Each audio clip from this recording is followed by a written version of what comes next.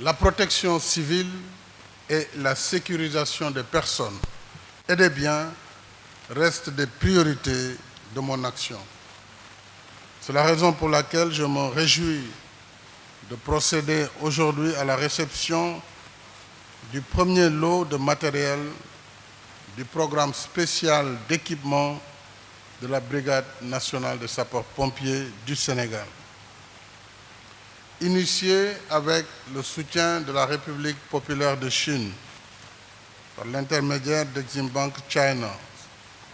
cette réalisation constitue une première partie d'un vaste programme qui, à terme, permettra à la Brigade nationale des sapeurs-pompiers de se rapprocher des meilleurs standards en matière de secours et de lutte contre les sinistres. Mesdames et messieurs, ce programme d'un montant de plus de 26 milliards de francs CFA est constitué de toute la panoplie de moyens nécessaires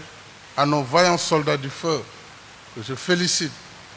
grandement pour leur courage et leur professionnalisme.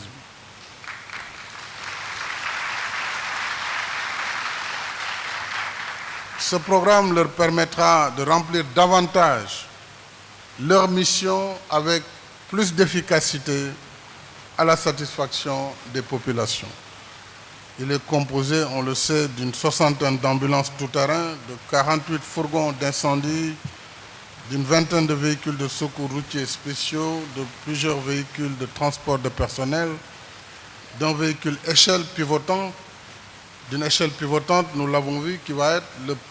la première échelle que le Sénégal s'est jamais dotée,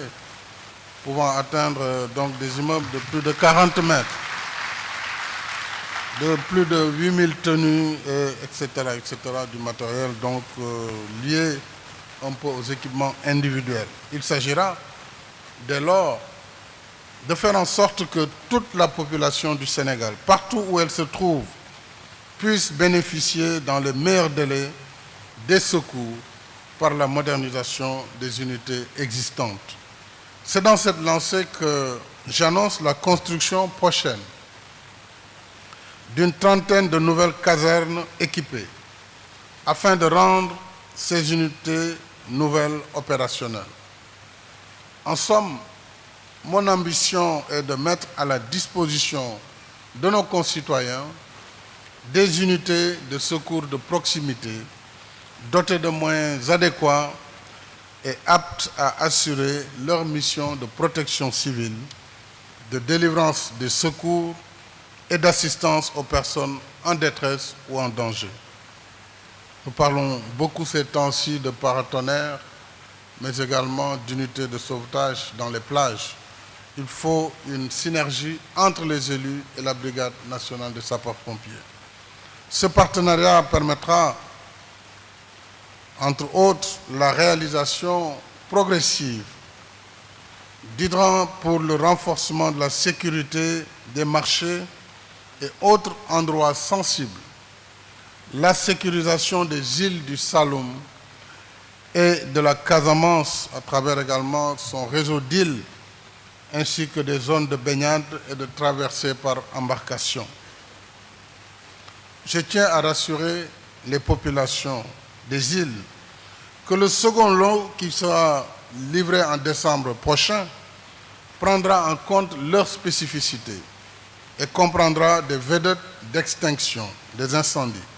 des vedettes ambulances et des canoës de sauvetage.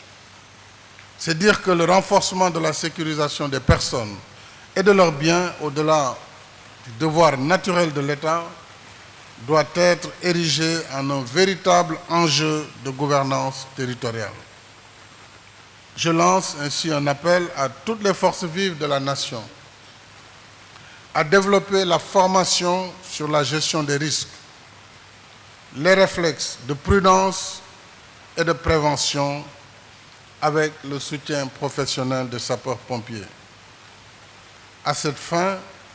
j'instruis le ministre de l'Intérieur à agir dans ce sens en relation avec les autres membres du gouvernement concernés, principalement le ministre de l'économie maritime et de la pêche, ainsi que le ministre de l'Environnement et tous ceux qui interviennent sur le terrain, afin de prendre des dispositions pour l'implantation rapide d'une compagnie spéciale d'incendie et de secours dans l'enceinte même du port autonome de Dakar, qui polarise des risques majeurs. Nous devons tous agir pour changer positivement les comportements qui, il faut le reconnaître, sont parfois des comportements déplorables, tout à fait inacceptables. Il faudra donc qu'il y ait plus de sanctions par rapport à ces attitudes de défiance vis-à-vis des mesures de sécurité, mesures minimales, vis-à-vis du règlement,